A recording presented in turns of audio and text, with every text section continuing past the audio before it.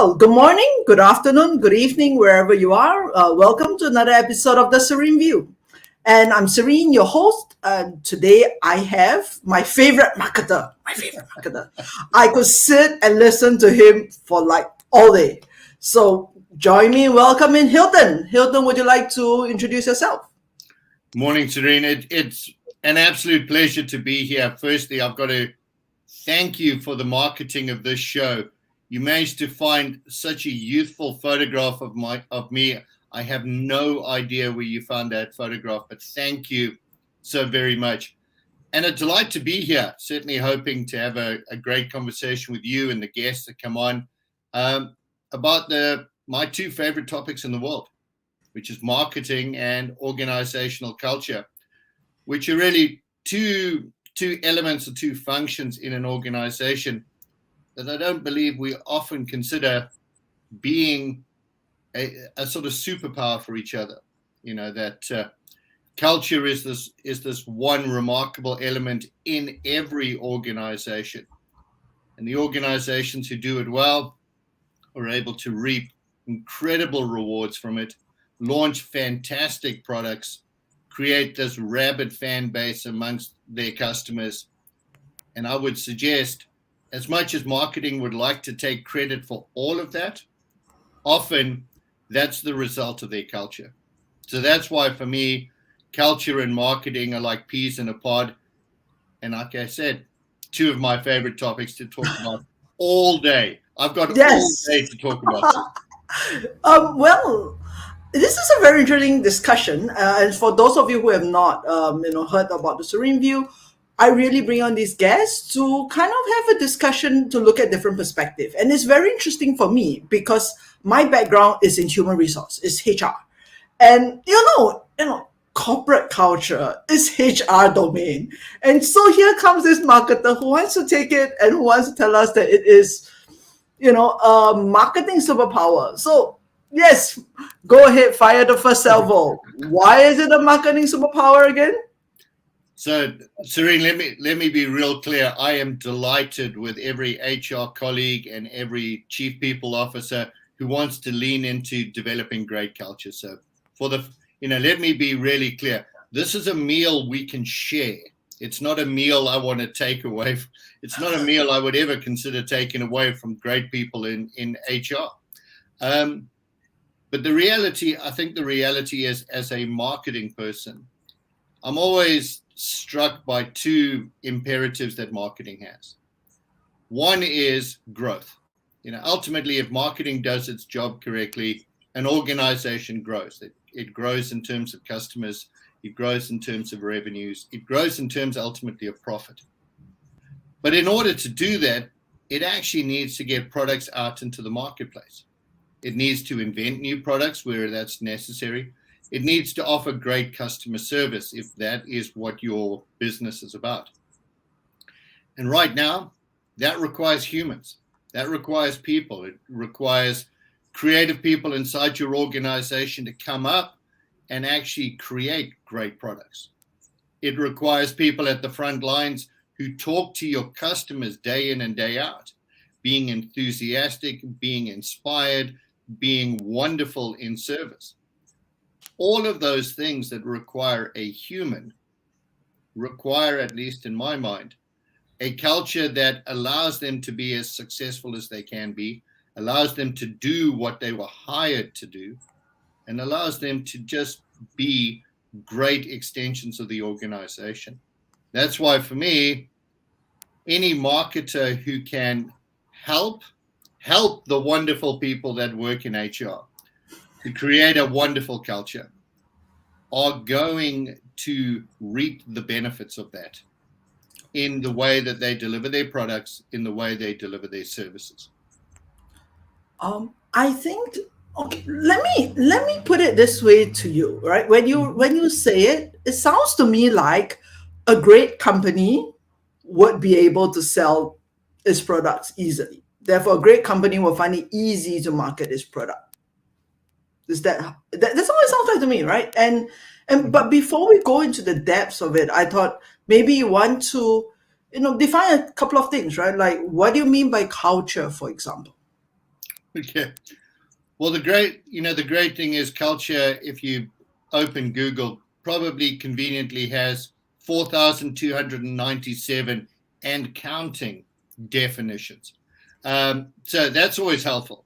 You know, if you want Google to not help you, you should open Google to firstly check on your symptoms if you have a cough, or try to define culture.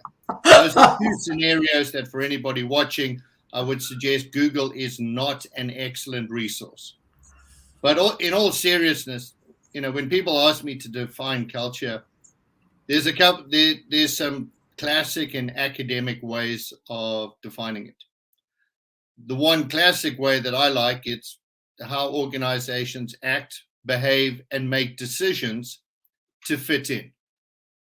I think that covers for everybody watching this the sort of classic moments that they probably feel when they're inside an organization. How do I act around here to fit in? What are the behaviors around me that are deemed normal and expected? And ultimately, how do those things help us make decisions? How do we make decisions day in and day out based on what we believe is important around here? So I think that's one classic definition. The other ones for me that really sort of stick, and I'd encourage anybody listening to this to sort of ponder them for a moment. One classic for me has always been, your culture is defined by the worst behavior tolerated by management. So I'll let that hang for a moment, and anybody listening can sort of internalize that.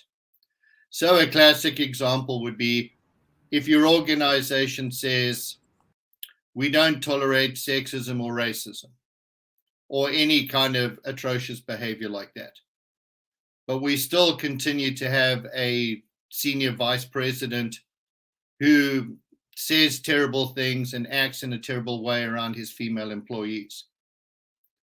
The fact that that person isn't fired suggests that the culture will tolerate that behavior. And it becomes quite easy to say, well, if you're going to tolerate that, what other things will you tell me that you tolerate? Because not surprisingly, people look to the others around them and they say, how do we act and behave here? And they take cues and signs from that. So I do love that definition. Your culture is defined by the worst behavior tolerated by management. The other one that let me give you the final one, and I think that's all right. Go. There's only 4,300 more definitions to go through. So you've only picked three. Thank you for sparing us the other 4,000. Exactly. Here's the other one, which I heard early in the pandemic, and it actually struck me as incredibly insightful. Somebody I was speaking to said, our culture, the way we look at our culture is how the edges of our organization behave on our worst day in business. And I was struck, particularly at the start of the pandemic, by just how insightful that was. Because what it suggested was, do the people outside of your headquarters, do the people working remotely on the other side of the world, in Singapore, for example, know how to act and behave when we're going through some of the toughest business environments in recorded history?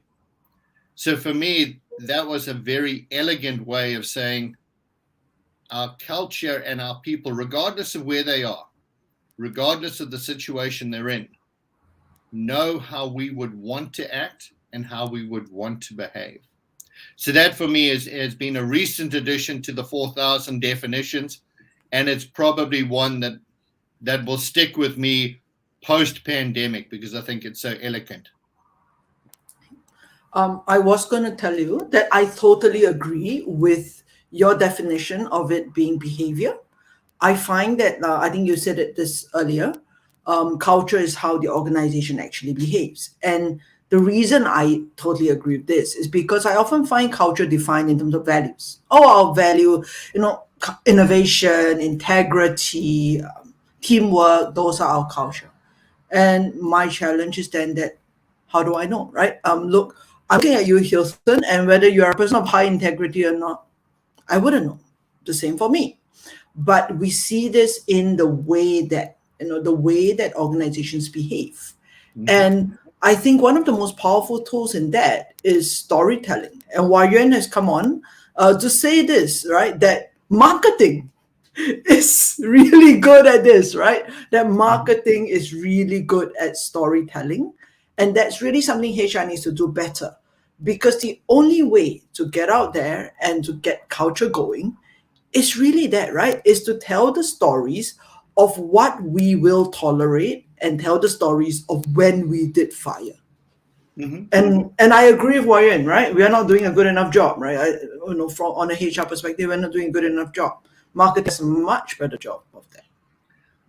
Well, I would suggest that that's not, that firstly that statement is entirely true. I think anything that's related to humans, we relate to stories. I mean that is something we all know. That I think on a personal level, when we're at home or when we're in the office, yes, a great story can captivate your mind. It can captivate your soul. It can inspire you. It can make you fearful. It can inspire your curiosity. It can do anything. Great stories have an ability to do that. So that I would 100% agree with. Do I think that that rests solely with HR? No. I think that rests with anyone inside an organization trying to compel their colleagues to do something great and new and difficult and different. I think it lies in every single leader of a team to be able to tell great stories. Why are we doing this? Why are we not doing this other thing? Why is this thing so important to the survival of this organization? Those are all great and important things. And if you can wrap that in a story, 100%. But let's be crystal clear. We don't tell stories just to warm the hearts of the people around us. We tell stories to inspire them to action, to inspire them to movement, to inspire them to do something. So I think the other critical part is not only telling great stories, but being very, very crystal clear. Why are we telling this story to this group at this time? What do we want them to do with it?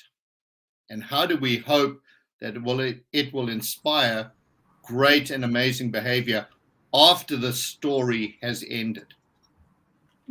So we have a couple of objections already. So in Colin has come on to say, right, that in your last Oh, brilliant. definition, aren't you describing marketing as in the experience of the organization by customers or an external context?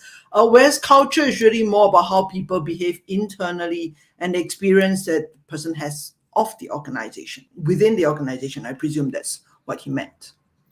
So, firstly, I've got to thank Colin for coming on. Colin is one of my favorite writers around the culture topic. So, sadly, I can only see the little picture of him in the bottom left of my screen, but delighted that Colin is here. Yes. So, he's absolutely right. I think the traditional function or the traditional remit of marketing is absolutely being an external voice for an organization. It's been how do we portray ourselves in the market, et cetera, et cetera. I think that's absolutely accurate, and that is not something I'm suggesting changing on this particular podcast.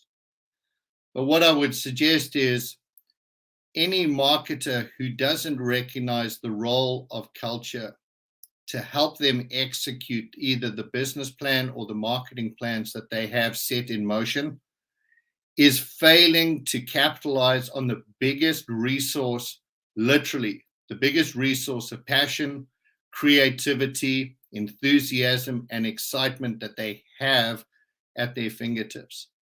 And for me, in simple terms, I sort of grew up with a perspective that marketing always seeks to find a sustainable competitive advantage. And I would suggest for organizations who can galvanize their culture, that is a competitive advantage. And as a lot of people have said before me, and will say, I think this is one of the truest facts of culture as well. Culture is a sustainable competitive advantage. if you can create it in a way that helps your business strategy move forward. It's sustainable. Here's why it's sustainable, Serene. No other organization in the world has your culture. They don't have your legacy of leadership. They don't have your exact processes. They don't have your long list of successes and failures. They don't have your hiring policies. They don't have your training policies. So here's why that's important. It means that no one can copy your culture at all. Now, I was going to challenge you on that by saying two things. One is there such a thing as a consistent culture throughout an organization? Especially if your organization is, a little bit bigger, not all sitting in the same room, obviously.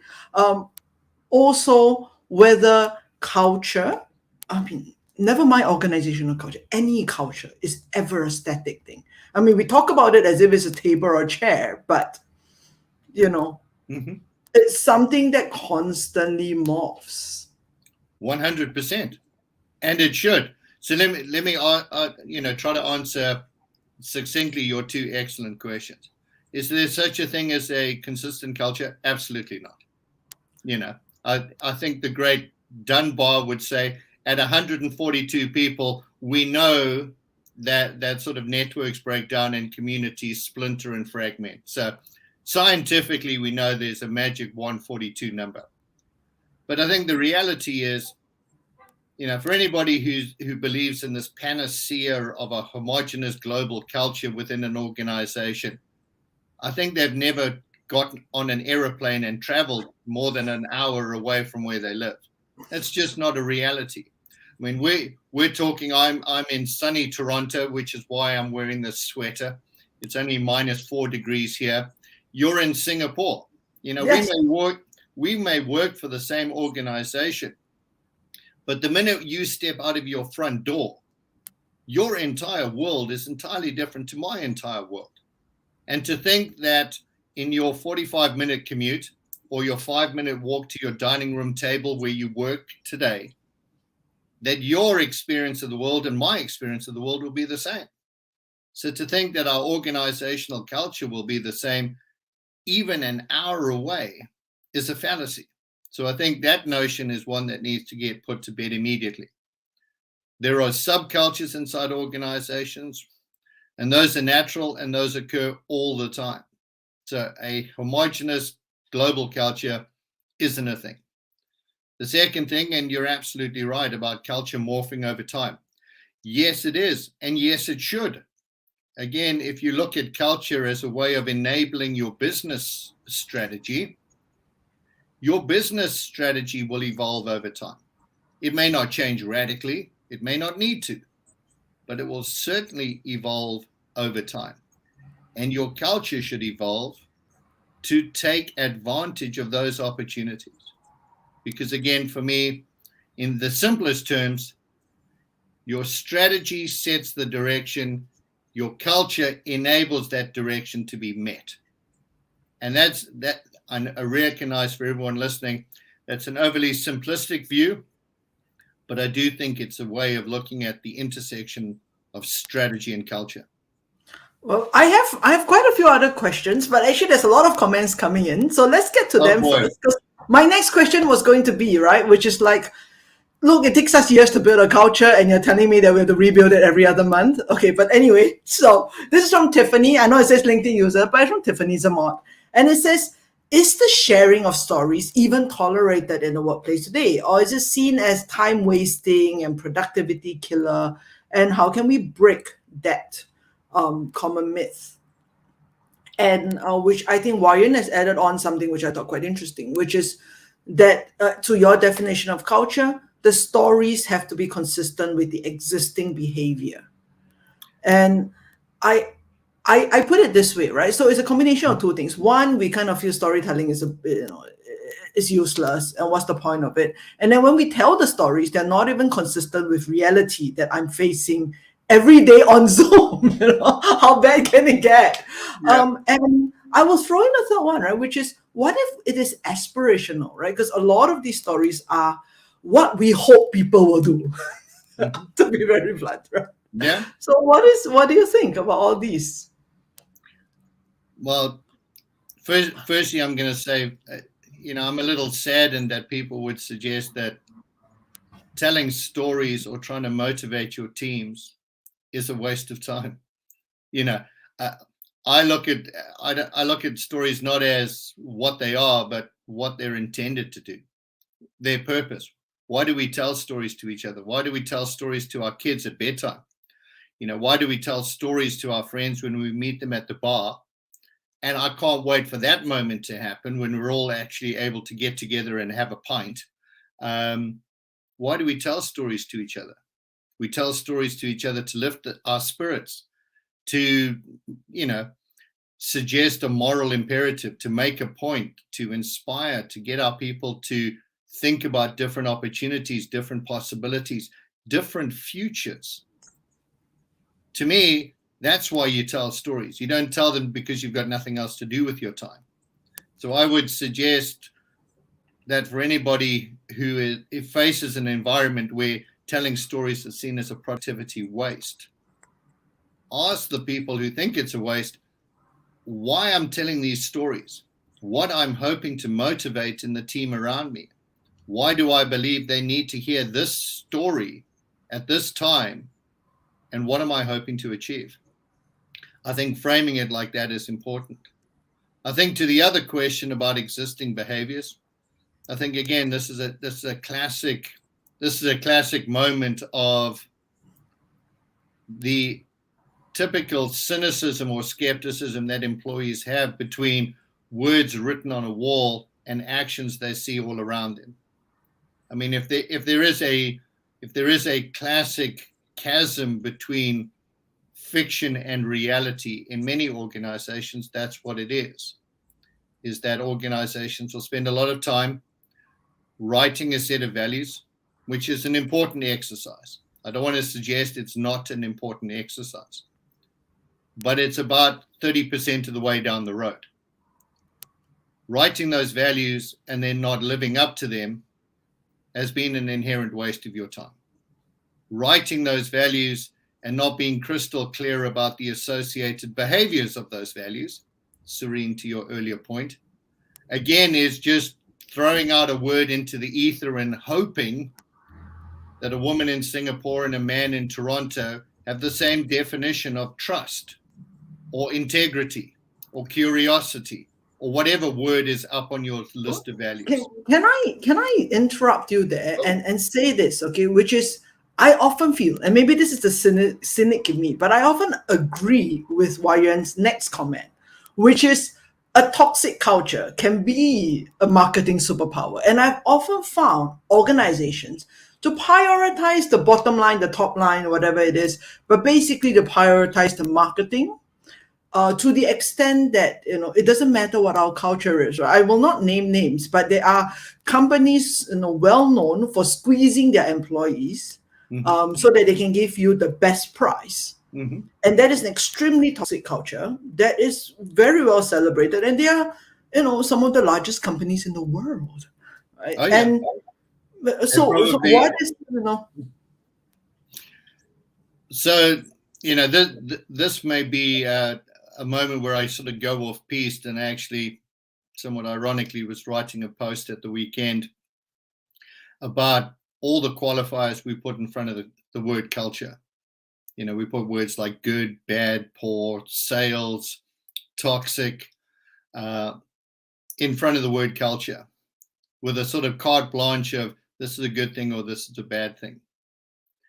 My idealistic, and I will say that straight up, my idealistic perspective will be your culture exists not as a warm and fuzzy exercise to have everybody kumbaya and hug each other and play foosball. That bullshit, and I'll say it deliberately, that sort of panacea is where a lot of organizations run aground. Here's the other thing I'd say about culture. Even if you have a great culture, it doesn't mean you're going to succeed in the marketplace. There's no reason that just because we're all sitting around loving and adoring each other and collaborating well, If all that collaboration comes up with a crap product or a product that the world doesn't need and doesn't want, you're going to go out of business, no matter how great your culture is. So I think we owe ourselves the discipline, and I use that word deliberately, to say, why do we care about the culture we have inside this organization? We care about it if it enables us to succeed in what we're trying to get done. So you talk about, hang on. So if it helps us to succeed in what we try to get done, should we just implement okay, so from a HR perspective, toxic means the people are dying or they are going crazy. Okay, so it's a very simple definition. If your people are physically or mentally going ill, that's toxic. And should we implement that, because it gets us where we are going, it gives us the numbers, it gets us to the market share that we want? No, let's be really clear on this one. I'm not sitting here suggesting, and there are probably two organizations that are probably worth over $2 trillion in the marketplace today that we're choosing not to mention by name or by the first letter of the alphabet for those who are watching. So we're choosing not to mention these organizations by name. But yes, do they have some incredibly concerning labor practices and HR practices? Without a doubt. I am not going to sit here and debate that. I'm also not going to debate organizations that used to be seen as great organizations are taking to things like union busting inside their organization. That's something we're starting to see in the US. And one of my favorite places to procure coffee is going through some union busting maneuvers at the moment. What I will say is I can't sit here and defend those practices, but I can sit here and defend how that organization may come to a place that says, what do we need to do to succeed? That large organization in Seattle that we haven't mentioned by name would suggest we are successful in the market because we have determined that people will pay to have goods shipped to them in the next hour. That our business model requires us to do that. That is how we are going to succeed. That is how we're going to continue to pay your salary.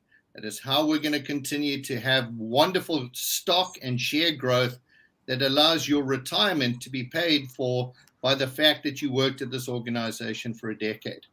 Well, I think that Tiffany has a similar question. It says, so, see, I highlighted it because it seems you're going down that route, right? How could these organizations work to correct a long-standing reputation of a toxic culture? I mean, apart from changing the organization name, as some others have done. Yeah. Tiffany, this is an excellent question, and I think we're at a moment in history where there's a really bright light being shone on this topic across the world. I mean, everybody that's watching this is no doubt got the same LinkedIn feed that I have that says the great resignation, the great reshuffling, the great whatever. I think because collectively the 7 billion people on the planet, or probably the 1.5 billion who have the luxury of working from home with high-speed internet and have a job like this, those people are looking around and saying, am I in the right place? Am I in an organization where, in simple terms, I'm seen, I'm heard, I'm appreciated, and I can do meaningful work? I think after 2 years of being fatigued, people are legitimately asking those questions. And for many people, the answer is, no, I'm not. And that is obviously causing, some of the ripple effects that we're seeing. My question, so that's background to perhaps the answer that I would give, which is organizations very quickly will recognize that how they behave, how they fulfill their part of the employee contract, because it's a two-way street. It's like any relationship in the world. The employee brings something to the table and the employer meets them halfway and brings something on the other side.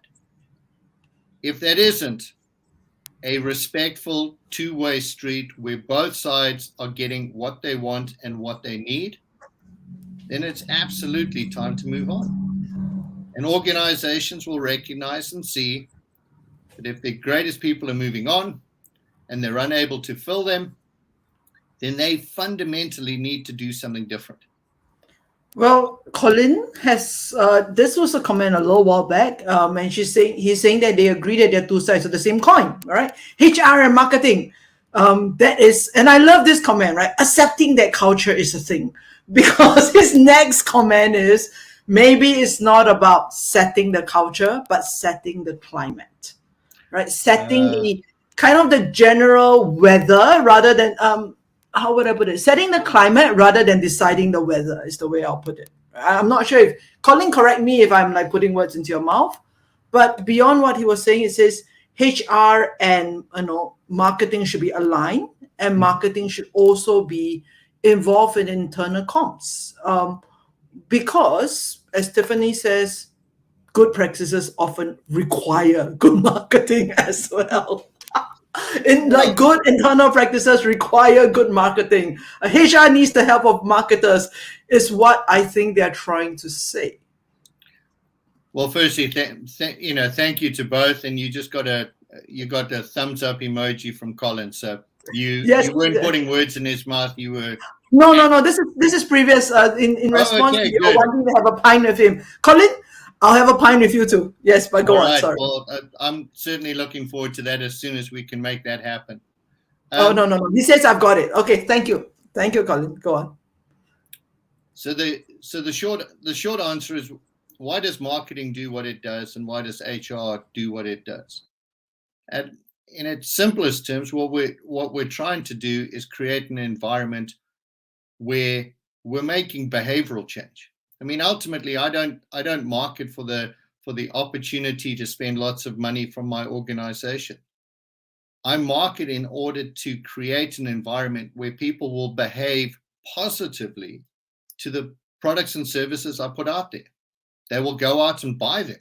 They will go out and choose them over a competitor. They will stay with our organization because we treat them well. Those are behaviors. That's what marketing's about. It's not about, bright, shiny lights and getting to the Super Bowl with a celebrity-filled 30-second TV ad. It's about creating an environment where people actively choose you in the market. The same, I would suggest, for HR.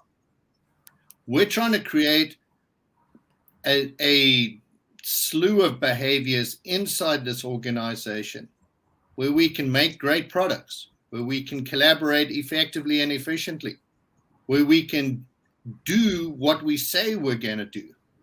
We're going to be able to have a degree of cohesion between sales and marketing and operations, finance, the gods of finance, and everybody else.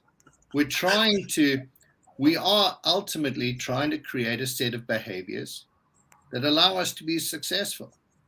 That to me is the very simplest thing. We're trying to appeal to a group of humans, either inside our walls or outside our walls, to say, come here, choose us, and be successful. Be successful inside your company because you chose our product, or be successful in your career because you chose to come to work here, and it's a place where you can thrive. Again, I appreciate I'm being overly simplistic, but we do these things because it's about making behavior happen. Well, I think you are being idealistic, but I think you're not the only one. So Colin has come to say that, bad behaviors catches up with bad organizations, and that the corporate graveyard is full of them. And some of the worst culprits in tech are getting found out right now, and they're getting pushback from their employees, and they're losing talent. And which Tiffany agrees, wrong. So it says marketing is about meeting the needs. So creating the I'm just holding this up probably for the benefit of Tiffany and Colin and probably aging myself significantly. But this little thing in my hand is the Enron Employee Handbook, which I was a delightful recipient of a million years ago in the past when I worked on that business in New York. So people have often asked, so why does a marketing guy care about culture? And, one of my formative in my career moments was when I had the opportunity to work with Enron as a client. So I hold this book up, and I've been offered numerous amounts of money on eBay for it, but I hold it up as a personal reminder of how an organization can say one thing or say a set of things and then act and behave entirely differently. So to Colin's excellent point, yes, it's only a matter of time before your behaviors catch up with you. That's true for whether you're a culture or just a human being. Your behaviors will catch up with you. That is inevitable. Well, he said something similar later on, talking about how marketing should be about meeting the needs of customers profitably and not spending huge amounts of money, paperwork, papering over bad behaviors, misdemeanors, criminal activity. I think Tiffany was the one who agreed that it is also ethics. And then he asked, can you get good culture without ethics? Now, I have even more biting comment. It says even a terrible culture is a marketing superpower, says Warren. And some superpowers hurt and people will stay away from superpowers. Well, Warren, let me say this, right? In the history of humanity, superpowers often hurt other countries, people, and so forth. And they last. They last hundreds of years. They get even more powerful. I mean, our history as a human race is littered with them, right? So I know I'm probably more cynical than like all of you here, but everybody seems to think that they're all gonna go out, there can't be good culture without good ethics, and all these people will end up in the graveyard and so forth. Well, if human history and I mean, we've not had corporations for a very long time, but we have had countries for a very long time, and if you look at that as a harbinger, well, then no, not really. No, I mean, if and I say this with love and affection to all the people asking such great questions, such deeply philosophical questions, because I think these are things that decent, and I use that word deliberately, I think decent organizational leaders grapple with this all the time. I think people who have a high level of integrity, have a high level of moral authority, have a high level of, I'm going to say, sort of personal humanity, grapple with these decisions all the time. So yes, I'm not going to sit here and ever suggest that humans have a wonderful, have a history of doing the best by each other all the time, because that would be a bald-faced lie. We don't. We do things to advance our own personal causes. We do things to take advantage of others if we think it's going to move our particular peanut forward. That's human history. That's unfortunately how many humans choose to act. I think the question, at the risk of this straying into geopolitics at a moment where there are tensions in Eastern Europe and a Olympic Games that is under some scrutiny, it is far outside my area of expertise to make comments on geopolitical moves. But I would ultimately say this comes down to an individual choice. Individual choice that every person who leads a team, who has the privilege of leading other humans, has a moment to look in the mirror and say, how will I choose to act in this moment? How will I choose to behave towards the people entrusted to me? And what am I prepared to do to ensure that I can get the very best from them, the best of their curiosity, the best of their creativity, the best of their intelligence? But Serene, I would say to you, that is ultimately an individual choice. So I'm never gonna sit here and say there are going to be people in the world who always do the right thing by the people around them. No, Sorry. I'm not suggesting that at all. It's just that if you look at human history, right? I mean, Mhm, colonization, the empires that come up and go, mhm, and you look at what has been done, right? I mhm, will say that longevity of an empire is related to its power, like mhm, sure power, mhm, and not to its goodness or lack thereof, right? mhm. So obviously there have been, I, I, I, I hesitate to say good empires, but certainly less egregious ones compared to others. And the longevity of any of them has nothing to do at all with how good, by our standards. Obviously, we run at different standards compared to, say, the Vikings, as anything else, right? But I think moving on, people are very taken with your idea of behavioral modification. So Which, Ryan says he really likes the angle of that, and Colin has said that behavior is the common link. well, I mean, let's be honest. At the end of my idealism and at the end of all of this stuff, I mean that the the simple truth of any organization that wants to be successful, and this goes back to the fundamentals of strategy. It's about choices. What you choose to do, and importantly, what you choose not to do. Anybody who's listening to this, who's a student of Michael Porter, or more recently, folks like Roger Martin, will understand that's the principle of any strategy. I will choose to do this thing, and I will choose deliberately not to do that thing. And that extends, that choice matrix extends all the way through the organization, every minute of every day. How will I choose to act in this moment with the people around me? What will I choose to do, and what will I choose not to do? And what is the impact and implications of acting in that fashion? That's something each of us gets to take into an organization every day. So I would suggest, or I would hope, that many of the leaders that are currently in positions where they have other people working with them and for them is they take a moment's pause and say, how am I behaving in this moment to the other humans in my care? And am I going to do the right thing by them in order for us all to be successful? Well, Colin is correcting me to say that organizations aren't countries. Countries don't lose their citizens or their territories. People migrate. They become refugees if they have to migrate. But he says organizations can easily lose their employees and their 100%. markets. Yeah. And And Colin is absolutely right. I mean, I don't want to take.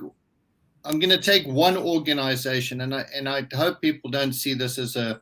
Well, I'm going to say it's a convenient use case.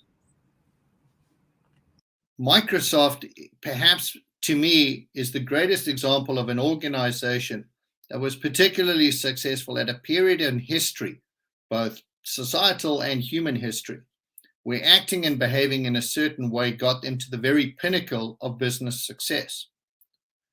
And then continuing to act in that fashion actually was the cause of a significant demise within the organization. Quarter after quarter of systemic losses and failures and inability to be successful. And lo and behold, in 2014, along comes an internal person charged with turning the organization around. And anyone who's watched what Satya Nadella has done to Microsoft will recognize the impact of having somebody who focused on culture as a turnaround for that organization. And to me, it's probably the greatest example I've ever seen of how an organization can be successful at a period in time, lose its way significantly, and then require a leader with a different opinion, a different perspective, and a different way of galvanizing their people to turn it around. That's the only example I can think of, because candidly, very few organizations have done that so significantly and so visibly in the way that Satya Nadella has done it with Microsoft. I mean, I was gonna say Disney, but I think that shows my age, because Disney did it a long time ago. I think much longer ago. But Tiffany was saying that we don't seem to have learned the lessons of the past, and what can we do? And I think Wai Yuan has answered to say that maybe we are hardwired to repeat the actions of the past, and whether that's because we are narrowly focused on what's possible because we've evolved in the short term. I had a very interesting discussion about this with with some people, and we talked about what is short term, right? I think for us, we often look at what is what this year, this quarter, you know, or is it 100 years? So I'm ethnically Chinese. I'm not from China, but ethnically I'm Chinese. And we looked at several like 1,000 generations, I think, after you, and because we are a very begrudging people. We remember for a very long time. So if you have no idea how it works, the Chinese have written history for a while. And so if you go to China and you go to certain places, you can still spit on an effigy of a traitor that has betrayed the country 3,000 years ago. So when they say that you will be remembered for 1,000 win 1,000 autumns, that's not an hyperbole. But what I also wanted to say is it true that we are doomed to repeat this, lessons of the past? You talked about Microsoft, you talked about, people losing their way. And I think we have seen organizations lose their way. Mm-hmm. What keeps them doing this over and over again? Well, firstly, I'm fascinated by Chinese culture. I think, like many in the West, such a remarkably colorful and vibrant culture. And the notion of 1,000 autumns, yes, I've certainly heard that reference. Look, I think the very short answer is, again, this is a classic platitude, and I apologize for using it, but as they say, if you're not a student of history, then you are bound to repeat it. I mean, that's a phrase I'm sure is understood around the world. If you don't look at history, you're bound to repeat it. And I would imagine anybody looking at the global environment right now will see shades of what happened, before 1914 or before 1939, and be concerned. I think the same is obviously true in business. Business is part of societal history. So if you don't look at the errors of the past and interrogate why those happened and how those could have been avoided, then it's absolutely appropriate that you will walk straight into the same wood chipper or trap of those people before you. So yes, being a student of history is critically important. I think the other separate thing, and again, this is not a news flash for anybody listening to this particular webcast. We are dangerously obsessed with 90-day windows. That is a universal truth that is written about by infinitely smarter, more elegant, and more eloquent people than myself. And I will say, Colin Newland is one of those people, elegant and eloquent. So anybody listening, I would strongly encourage to follow Colin on LinkedIn, and to certainly subscribe to his weekly newsletter, Decrapify Work. Probably the best title for any culture newsletter I've come across. Yes, I totally agree with you on that. Yes, there's no ambiguity in Colin's perspective, for which I absolutely adore him. The reality is, yes, we have and we entered a dangerous world, and we've seen the repercussions of it when we entered into the 90-day cycle of analyst calls as the beating stick for which most organizations act and behave. Is that changing? Yes, it is. In certain areas, an increased focus on ESG, the work by Blackstone and other firms like that. Larry Fink is sort of moving that movement forward, of trying to convince CEOs and business leaders to look beyond 90 days and see the long-term implications of how they act and behave as an organization, and see the echo of 1,000 autumns in front of them to say, if you choose to continue to act in this fashion, what will be your legacy? How will history remember your organization? And how will history remember you as the leader of that organization? So do I think we have a short-term focus? Yes. Do I see signs that it is changing? Absolutely. And I think that's a good thing. I think that's a good thing for the humans inside our organizations in particular. Well, Tiffany has come back to talk about Gallup. So I'm a Gallup coach myself, and context is really talking about the past and what is the context of our current situation. And it's actually rated as one of the lowest, apparently. And it speaks to a behavioral default, and thinking about it. I think we do have an obsession with the future, an obsession with, what can the future bring, what is the new technology, and so on that has come about. I challenged somebody I've spoken to recently who said that, many of these tech companies have changed the world. And I was like, they have not changed the world. They have made it easier for us to do the things that we have always done, like discriminating against each other, for example, spending more money than we can earn, and quite obviously sprouting off without thinking much. We've always done it. It's just that tech has enabled us to do it easier, faster, right? And when we look at it in terms of that, right, Tiffany's next question is, how do we learn from this? I mean, how do we move forward with better wisdom? Wow, I adore all the questions that Tiffany's asked. I hope next time, if I have the opportunity to appear with you guys, that Tiffany asks infinitely simpler questions. And I say that as a mark. I say that as a mark of affection, not as a criticism.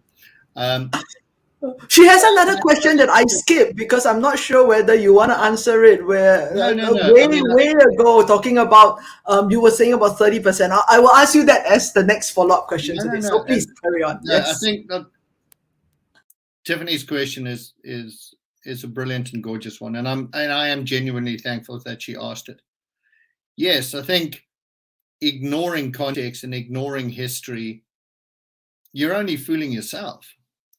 Whether that's individually, as a leader, as a member of a team, if you consider that what happened yesterday has no bearing on what happens tomorrow, and again, I don't think you're a student of human behavior.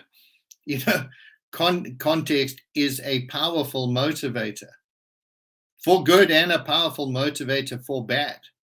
I think, again, straying into geopolitics, I think a lot of things have happened in history because people have felt deeply hurt, betrayed, or subjugated by other people. And that's forced them to act in terrible ways moving forward. I want to get my own back. I seek revenge, etc., etc. So absolutely, context is critical. But I suppose, I come back to, perhaps idealistically, the notion of what part of the context is important to inform what we don't want to happen again. I think, turning a blind eye to what's happened in the past is naive, but not learning from the past and saying, let's acknowledge the past, let's acknowledge what we haven't done, let's acknowledge the opportunity we may have missed by acting in that way, and let's reaffirm that we won't do that again. That, to me, is helpful context, instead of using context as an anchor for which you're going to act in terrible ways because you're now seeking revenge or vengeance or something like that. So that's my idealistic answer, Tiffany. but I do deeply appreciate you asking it because it is a great question every leader should consider. Can I say this just as an adjunct again, geopolitics? Perhaps we don't want to go there, but just to say this, right? After the First World War, Germany lost and was made to pay quite heavily, Mm-hmm. and as a result, that enabled the rise of a very tyrannical regime, in the hope of getting back and being able to make Germany great again. Mm-hmm. Sounds familiar. But anyway, after World War II, again, Germany lost, but the world learned a lesson. And the world then decided, no, we are not going to punish them or make them pay the way that they did after they lost World War One, but Mm-hmm. instead we're going to help them and rebuild them. And Yeah. now Germany is, a powerful player in the world, and I Mm-hmm. would say, in many respects, towards world stability and Yes. world peace, right? So that's one of the things that we learn, and we do learn. I mean, I won't say we don't learn from history. We do learn, but sometimes it takes a whole world war to show us.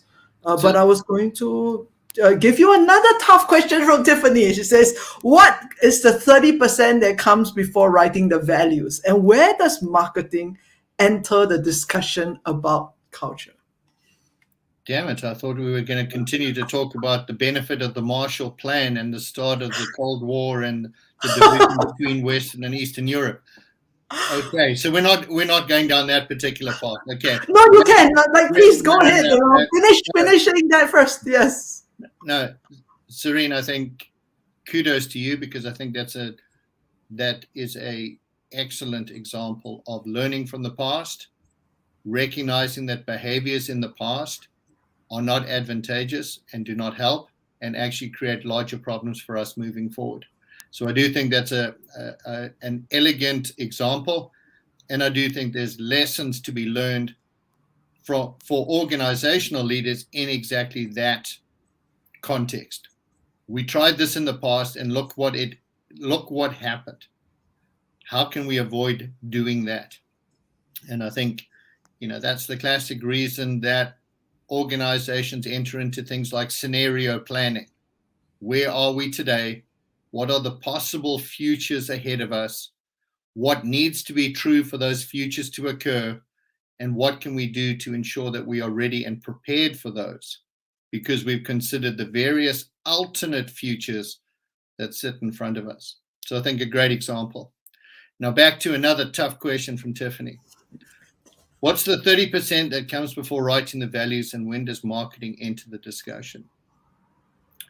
My suggestion would be, and again, for anyone who finds my website and becomes the second person outside of my mom to read my blog posts, I write about organizational values through the following lens.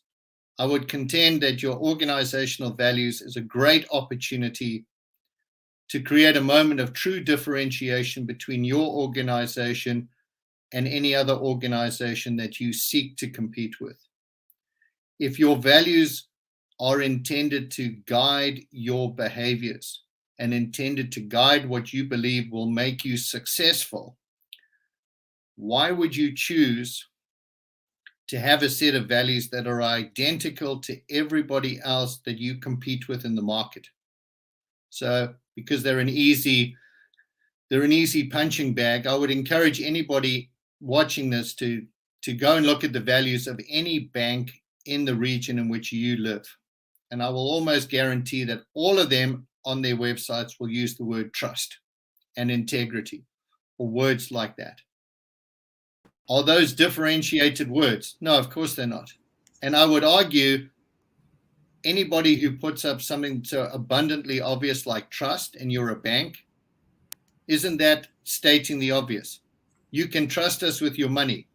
That's the whole reason you're in business, Mr. Bank. I hate to break it to you. But you have an opportunity with your values to say, if we want to be different, if we want to be differentiated, if we want to attract talent that will enable us to be different and win in the marketplace, How must we act and behave as an organization in which to do that? And why wouldn't you use your values as a great signal to your people internally, to your talent externally you haven't yet hired, to say, we are going to win because we act and behave in the following fashions inside this organization. So when does marketing enter into that conversation? I would suggest they should be at the table at the very beginning, because that's the lens, or more importantly, that's the opportunity that you have when you craft the values for your organization. I will agree from an HR perspective, because I think a lot of HR lack exactly what marketers do, which is the ability to propagate an idea internally. And from an HR perspective, I will tell you this: nothing's harder than changing the corporate culture, just for that sure propagation, ability. So how do we get this culture? A, for people to know that. B, for people to buy it. And C, then for people to act in this way. And I think those are, that's bread and butter for marketing, right? How do we get customers to know us? How do we get customers to like us? How do we get customers to buy from us? That's like, ABC of marketing. And I think that's what, HR really needs when it comes to culture. So I'm not sure if you're through that question, because I was going to throw you yet another Tiffany tough question. So. Well, I'm now going to be dodging Tiffany questions deliberately. So I hope Tiffany doesn't take that personally, but I'm going to be dodging her question. She just posted a fourth one. Yes, go on. Serene, let me answer or agree with the point that you just made. I think, the great, wonderful, and wise Peter Drucker says, an organization exists to create a customer. That's what an organization is there to do. That's marketing's job, is to create a customer for your services. And I worry that the world now equates marketing with communications. That is a segment of what marketing does, but that's not all that marketing does. Marketing is about creating, or ideally being part of creating, great products, great services, great things that advance humans in a great and appropriate fashion. I think the worry is if we only think about it as a communications exercise, that from an HR perspective, we look at it as beating our people to death with a whole bunch of posters and coffee mugs and sweatshirts and saying, this is who you have to be and this is what you have to do. And here's the t-shirt and here's the coffee mug and here's the foosball table. I think that is part of the solution. It is far from the entire solution. So I do think that if you're an HR professional, we should be looking in a broader sense to say, if this organization were to be a product, what is the best product that we can create internally? And that's not just about communication. It's about what is the product we're seeking to create here? What does it do? Who does it help? What does it make the world a better place by existing? How do we do that?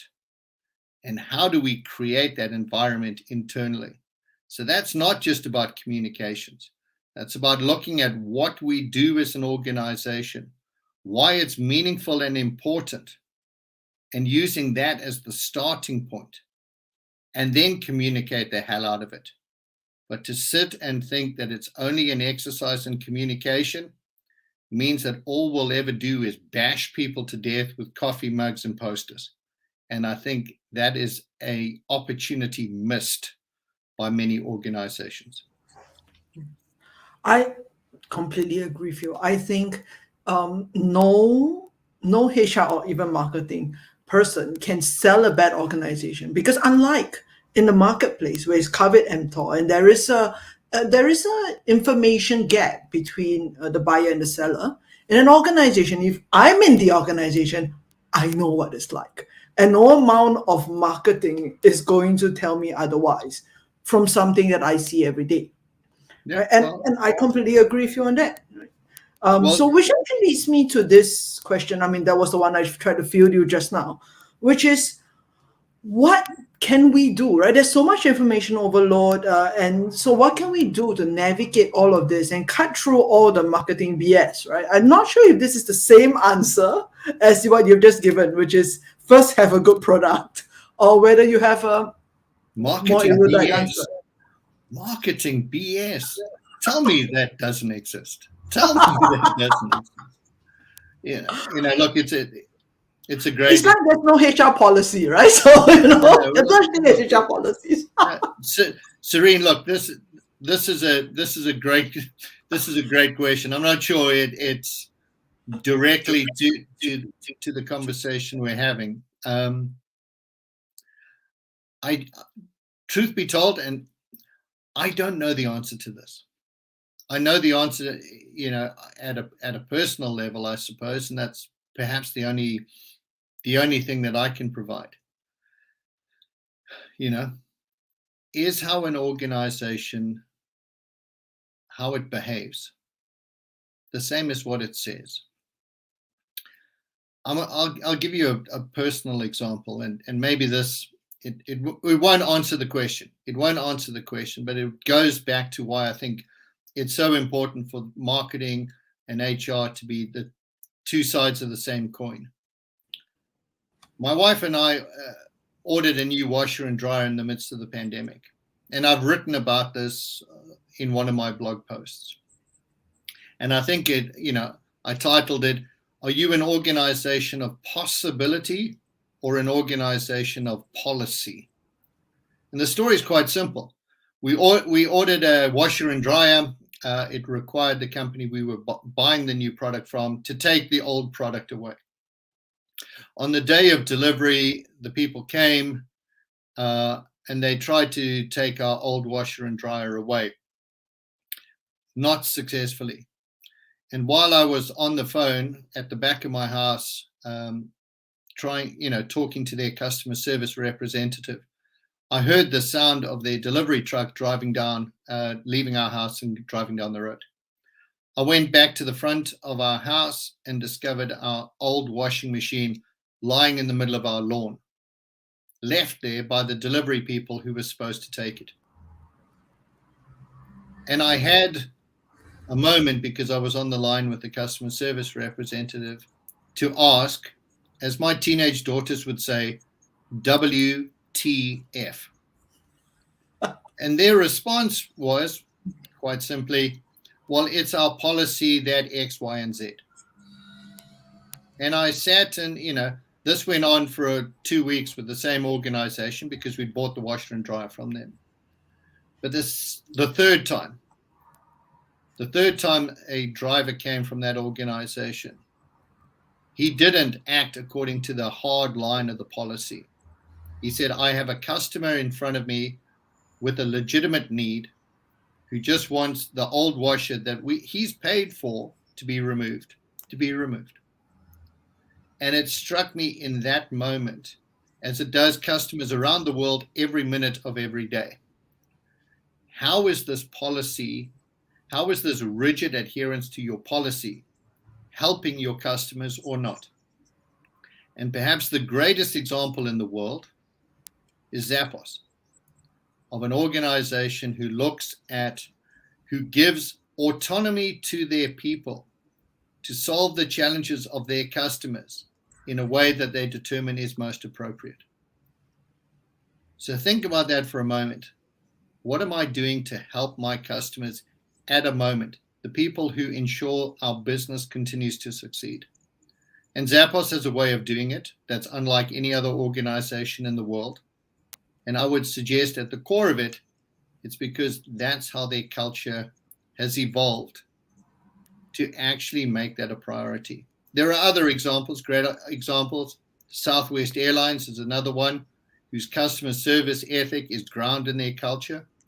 The Four Seasons Hotels is another brilliant example where they have made culture and the way that they treat their customers a point of competitive differentiation And I would suggest all three of those companies have been successful over the long term because they realized that.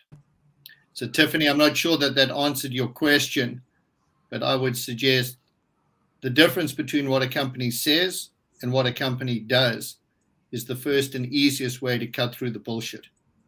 I will give you this, and I wonder if you can recognize it from Colin, because he says, "Guess who starts with E?"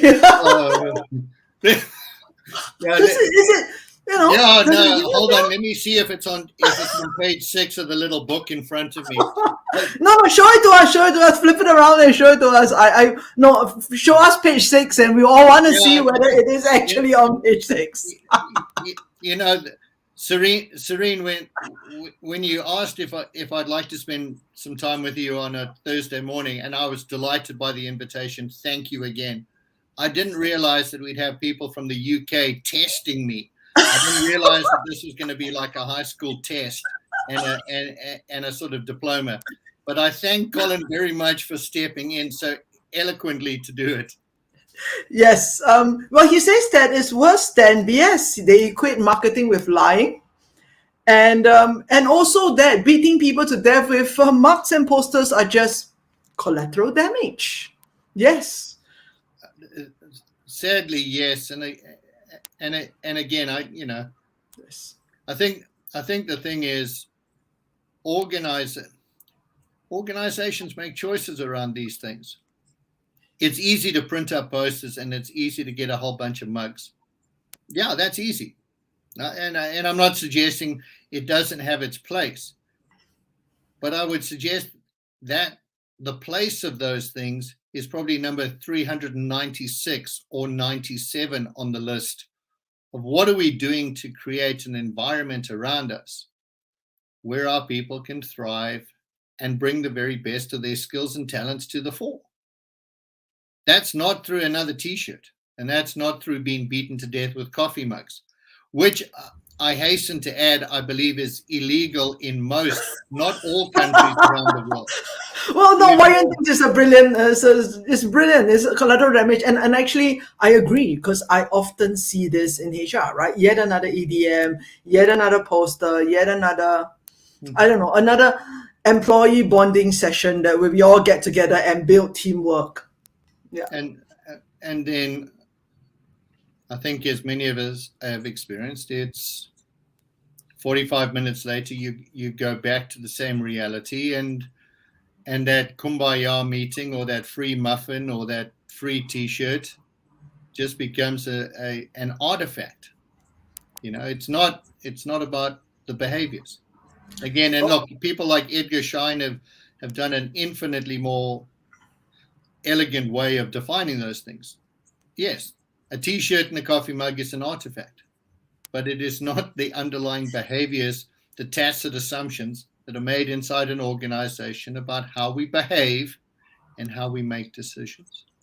So again, lateral damage notwithstanding, sure, send out t-shirts and coffee mugs, but make sure you do that after you've ensured you've created an environment where people can act and behave and bring the very best of their talent to your organization. Otherwise, it's just a t-shirt. Well, I'm going to ask you yet another question on the Tiffany exam paper. She's asked, and I think this is a fantastic question, which is it worthwhile to shoot for ambitious values and fail to embody them from within the culture? Or is it perhaps a symptom of the word of mouth messaging about misaligned cultures? And I say this because, despite all the cynicism that's bandied about, most leaders I've met in the course of my work genuinely want to create a better culture. Mm-hmm. Even the behemoths that we talked about used to say, do no evil, right? And the thing is, a lot of the times there is this, shooting for the moon and failing to hit it. So what should we do? Should we even try? Or should we go like, no, we don't want to like run the risk of people turning completely cynical on us. So my short answer, my answer would still come back to the classic thing of it's a choice. These are choices. These are not, there is no magic in what I'm about to say. This is a choice that an organization or an organization's leaders make. And I do, and if this is another Tiffany question, thank you for the prompt. But I did write in late last year around corporate cultures. You have a choice. They can be a placeholder, they can be a placebo, or they can be a propellant. You have a choice. You can have values that are perfectly adequate at any of those intersections. If it's just a placeholder, you put it up there because it's easy to do, and like trust, it's in everybody, every other bank's set of values, so you put it up there. That's okay. That's a placeholder. That's fine. But it's a choice. The same with a placebo. If you say something and you choose not to act like that, but it sounds like a great set of words and it sounds like a great set of things, again, that's a choice. But if you choose to have values that are deliberately intended to be a propellant for great behaviors, great decision-making, great action within your organization, that is a choice. So it's up to you what you want to choose. So do I think it's worthwhile to shoot for ambitious values?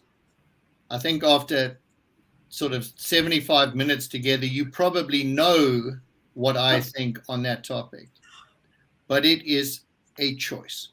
And that choice sits on the desk of every leader and every person leading a team every day. What will you choose? And I think Warren agrees. I think that's a really elegant way of putting it. Placeholder, placebo, or propellant, right? What do you as a leader choose to do?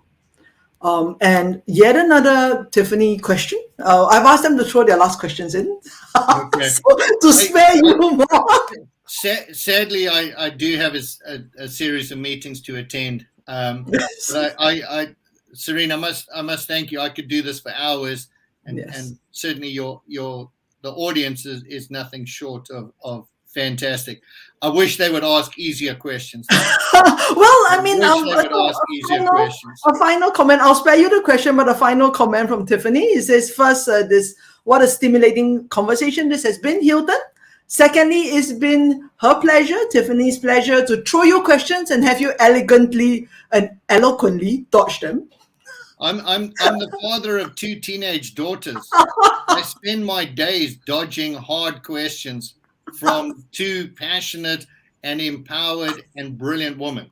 So, Tiffany, please don't take this the wrong way. I have a ton of experience from my 2 teenage daughters.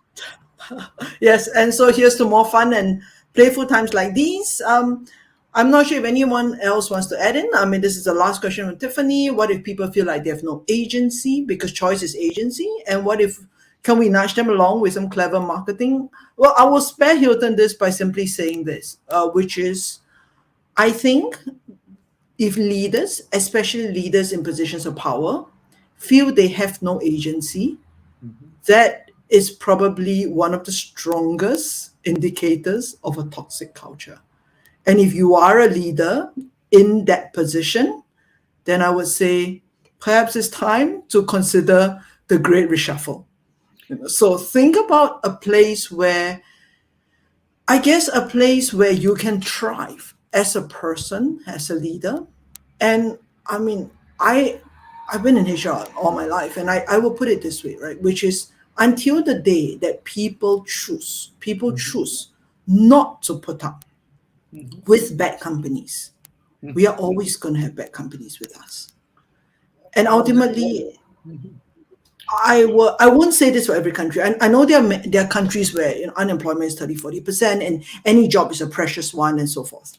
But I will say that in many first world countries, like Singapore, Canada, where you are, US, where Tiffany is, that many of us do have a choice. I mean, I will not say everyone has a choice. There are many people in lower economic, social stratas that don't.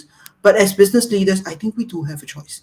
And if we are not going to exercise that power as people of privilege, then I think we do a disservice to people who truly have no agency and who truly cannot take that Yeah. choice.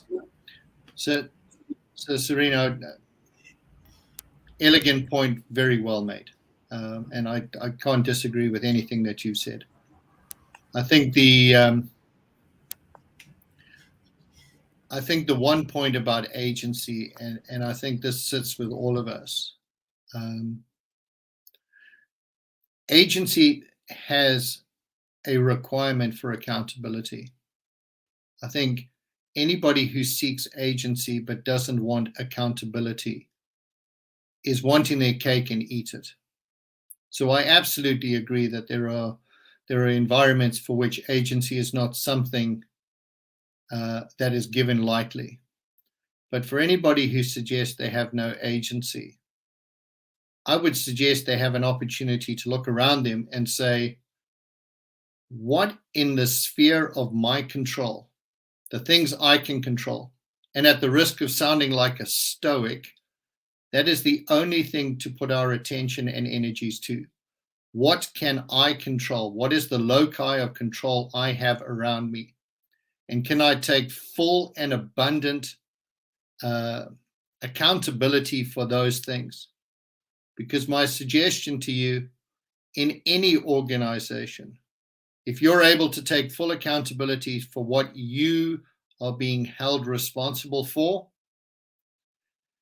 more times than not, you will be given more opportunity, because I will guarantee you that if you take full accountability for what you can control and move that forward, no organization I've ever seen will stop giving you more things to do if you take full accountability of what's within your control. But asking to have agency just given to you, I think, is a wonderful idea. It is wonderful for organizations who do it as a default. But if you operate in an organization that does not, my question to you is, are you prepared to take full accountability for your role and see it as an opportunity to earn more agency? I think that's an excellent point. Colin has totally agreed with you. It's just everyone has agency, even with a small sphere of control, and be more pirate. Colin, Amen. I'm a little bit more, I think I'm a little bit more cynical. I have met people in very dire situations and where they may not have the agency that we do. But I would definitely say that, if you're a business leader, especially if you're a business leader doing knowledge work in a first world country, come on, you are probably in the top 10% of privilege in the world. And if you're going to complain about agency, that's not something I will buy, no matter how well it's marketed. And Colin has also made a great point, which is 50% of cultures are below average, and maybe we just need to bring up that average rather than looking at the few outstanding examples. That being said, again, as I said earlier on, Colin, I feel this great resignation or reshuffle is a great thing, because ultimately it's people choosing. It's like what you said right at the beginning, right? Right at the beginning, Hilton, you said that culture is about what we would be willing to put up with. I mean, what is the worst behavior that we would be able to tolerate?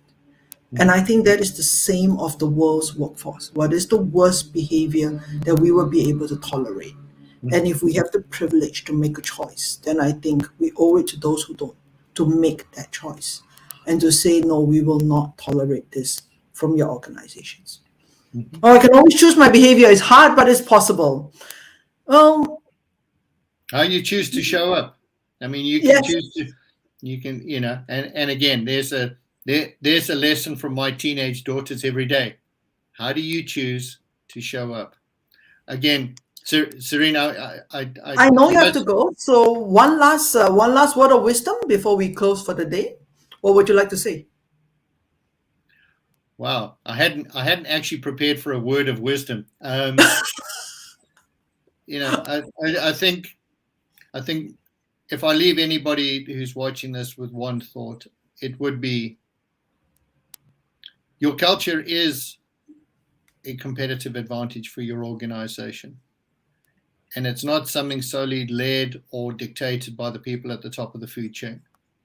Each and every one of us has an opportunity, has a choice to create a microcosm of culture around us that should advance and help the people we work with, and in so doing, allow them to be successful, so ultimately your organization can be successful. But it is a choice. The choice is yours as a leader. How do you choose to lead yourself, and how do you choose to lead the people around you? That is ultimately up to you. But Serene, again, thank you. Thank you. This has been a wonderful way to start my Thursday. Yes. A beautiful group who threw me some bloody hard questions, and I thank each of them for that. Yes. But thank you for your time. It's been an absolute delight. Yes. Thank you very much, Hilton. Thank you as well to Warrior, to Colin, to Tiffany, and to all of you who have supported me. That is Hilton's contact on LinkedIn. So please connect with him if you are, you want to hear more from him. And next week, I have Dennis, and we will be talking about conspiracy to mediocrity, how the world is conspiring to make us all mediocre. So thank you so much. Thank you, Hilton, especially thank you. And we'll see you next week then. Bye-bye.